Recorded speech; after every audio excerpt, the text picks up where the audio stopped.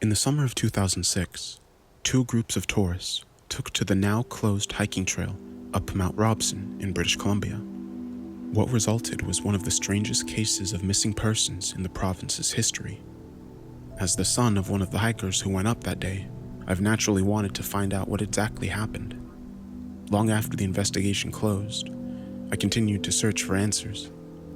This is what I discovered, based on eyewitness testimony, police records, and meteorological data.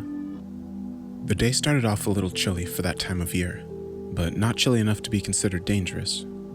The tour guide separated the hikers into two groups. Group A, the fast group, and Group B, the leisurely group, which was a diplomatic way of saying they were slow. My mother, an avid hiker, was put into Group A.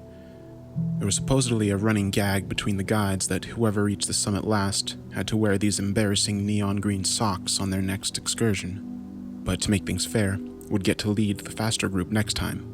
At least, that's how they explained their very unfashionable socks worn by the leader of Group A that day. Both groups were estimated to reach the summit by noon, with Group A scheduled to arrive about an hour ahead of Group B. Each group had two walkie-talkies for safety reasons. The hike itself was supposed to be fairly safe, taking the scenic route on multiple occasions to avoid potential danger spots. There was only one way up and only one way down. Group A quickly took to the trail while Group B lagged behind. They made it about 2/3 of the way up when my mother slipped on a mossy rock and sprained her ankle. One of the guides got on the walkie-talkie and contacted Group B, who was carrying the first aid kit. At that point, Group B was little under a half an hour behind. Not wanting to ruin their reputation of being the fastest, Group A insisted on going ahead without my mom. They left her by the trail with one of the guides and their extra walkie-talkie, then resumed their hike. The temperature was getting much more comfortable by that point, so the guide and my mom didn't have to take any special measures to stay warm while they waited for Group B to catch up. For the next half hour, everyone stayed in contact using their respective walkie-talkies. Everything seemed fine.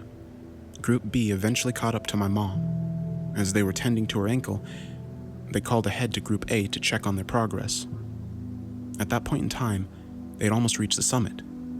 Now, once she was patched up, my mom could have chosen to turn around and gone back down the mountain with her guide, but she chose to keep going with the slower group. I guess she really wanted to see the summit.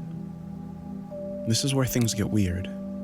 At approximately 10:55 a.m., a sudden increase in temperature and atmospheric pressure was reported.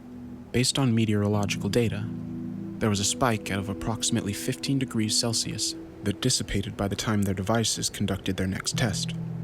This is just an educated guess, but that means it lasted somewhere between 3 and 5 minutes.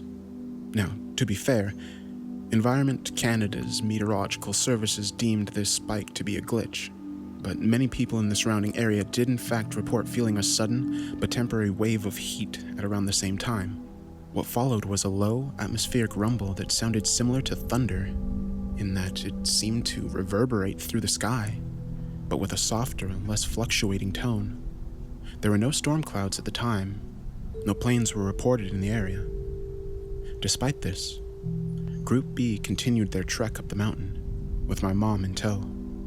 When they reached the summit, they found themselves alone. They could see Group A's tracks all the way up to the summit, but they ended there. No tracks going down. No signs of them going over the edge, no signs of them anywhere. The guides tried contacting Group A on the walkie-talkie, but never received a response. It was assumed their walkie-talkies had run out of batteries, and since my mother and the guide had left with their only spare, they hadn't been able to reply.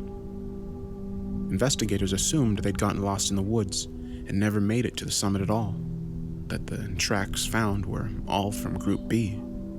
Whatever the case, 15 hikers went missing that day and were never found.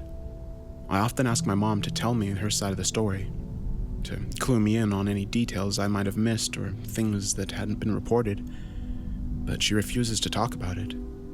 She'll either change the subject or stare off blankly into space until I shut up, which is really abnormal for my mom.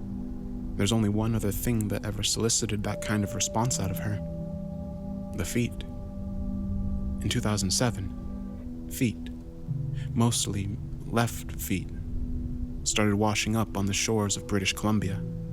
No one knows where they came from or who they belong to, but they've been periodically showing up, severed feet, still wearing their running shoes.